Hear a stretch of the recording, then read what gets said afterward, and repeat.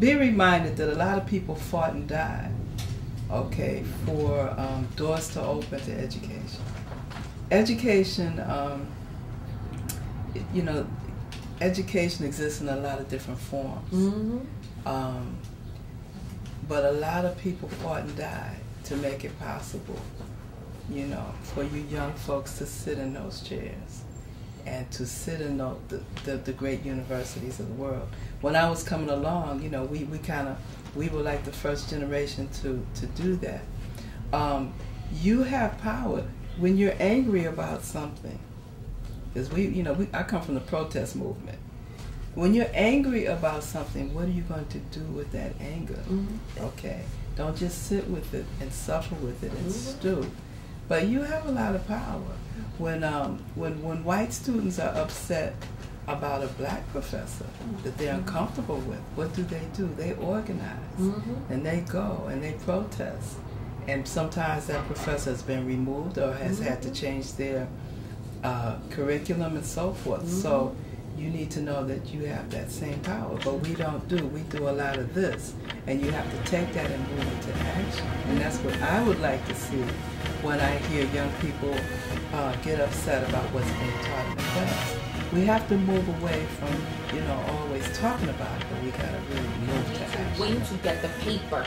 You've got the power. The paper is the system's validation to say, now my soapbox is shiny. So now because I got an MSW or I've been in a PhD program, you're gonna look at me different. I should be Dr. Lopez and still roll like Heidi from the Deuce. You know what I'm saying? Like, it shouldn't be no different. I've been saying the same things now at 28 that I was saying at 15, but now that the soapbox got a couple of letters behind the name, people want to validate me based off of that. That's why I'm going to tell people that I'm a social worker. So what I'm saying to these young people is you got nothing to lose by not waiting till you get that paper. Get the paper and don't wait till you get the paper. Set the schools on fire right now. Hit the streets right now. Have those street corner hustle conversations that are going to inform your education just as much as sitting in a conversation about the pedagogy and the theoretical critical analysis of race and history. All of that together is going to empower us, and I don't need to wait to get to a human behavior course to know that this has been a systemic chopping down of my people. I didn't need to sit in a history class on an undergraduate school to know that I felt that living in this community. So I say both.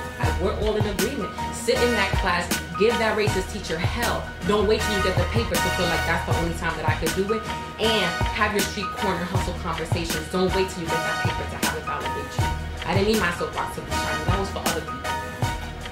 Fact of the matter is that it's important to stay engaged when you're in the classroom, Absolutely. regardless of if you agree or disagree with what's being taught to you.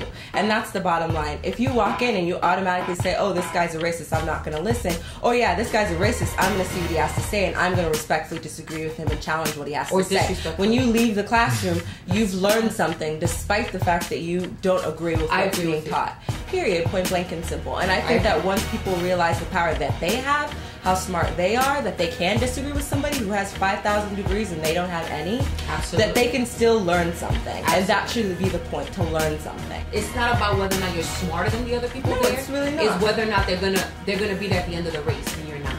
Yeah, because you don't show up. And I think that that's important. I think that for starting something and finishing something, going to school does that. Absolutely, it but I teaches you how to start something and finish. Absolutely. And if you actually walk into a classroom and you say, I'm going to learn something, you will learn something. If you walk into the classroom and you've already defeated yourself and told yourself, well, this is going to be boring, and you've already kind of cut yourself off from the possibility of learning something. I'm not saying to do that. If really education is the point of it is to learn something, you have to really walk into the situation with a positive attitude and an open mind. I agree. Sometimes it's not always possible, but I think to get into the habit of just approaching things that way, you'll get a lot further in school than you would if you walk in like, well, this is good. No, we're agreeing with each other. I'm saying walk in feeling like I'm going to get something out of this situation. Right. And you know what?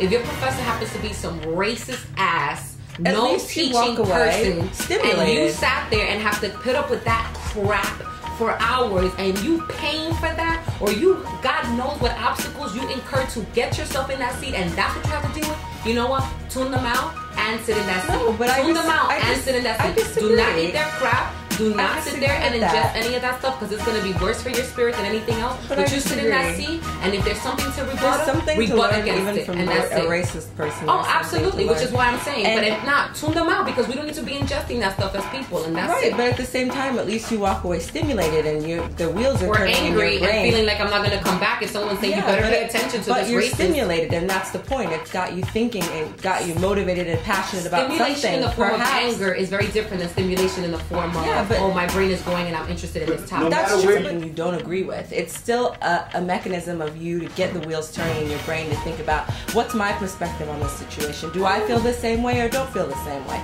But it takes you hearing that perspective for you to draw your own conclusions. And sometimes it does evoke an emotional response. But if it does, that's a good thing. Because that means that you've learned something, that you've taken something away. Even though you may not necessarily agree with what's being taught. The majority of people that are dropping out of college are people of color, and why faculty continue to be majority white people. And when I say that we are creating environments where that stimulation that you're saying is a good thing anyway isn't working for a huge percentage of people of color who've made it their business to get to college, and we need to focus on that. Yeah, you got to be in it to win it. And once you have that paper, then you can come back. Listen, I had a guidance counselor who told me I wasn't college material, and wanted to railroad me to go to a junior. Back then we had junior colleges. I'm from Detroit, Michigan. So no, you just go to that school up the street. And I had a bigger vision for myself. So when I got accepted into Syracuse University and did my grad work at Columbia, I went back looking for her. Okay?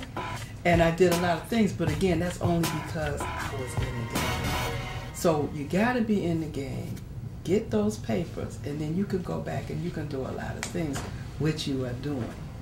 But with your anger, it's good. It's righteous anger. It's good. But now, like, let's move it.